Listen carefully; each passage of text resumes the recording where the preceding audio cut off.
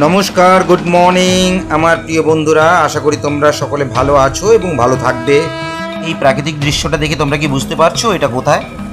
হ্যাঁ, তোমরা ঠিকই বুঝেছো, এটা একটা পাহাড়ি এলাকা। আজকে আমরা এসেছি উড়িষ্যা রাজ্যের বালেশ্বরের নীলগিরি পাহাড়ের কোলে।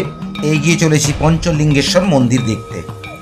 এখানকার স্থানীয় মানুষের কাছ থেকে শুনতে পেলাম 316টা সিঁড়ি পেরিয়ে গেলে আমরা আমাদের ডেস্টিনেশন পঞ্চলিঙ্গেশ্বর মন্দিরে পৌঁছতে পারবো।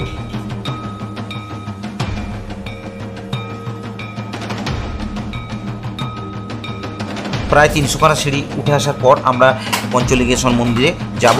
এটাই হচ্ছে পঞ্চলিঙ্গেশ্বর মন্দির। এখান থেকে আমাদের জুতো খুলে পায়ে হেঁটে এগোতে হবে। এখানে রয়েছে লিঙ্গেশ্বর মহাদেবের এক অনন্য রূপ। 5টি শিবলিঙ্গ অনবরত এবং চিরন্তন স্রোতের মধ্যে ডুবে রয়েছে। পাহাড়ে শুয়ে হাতে তুমি স্পর্শ করতেও পারবে।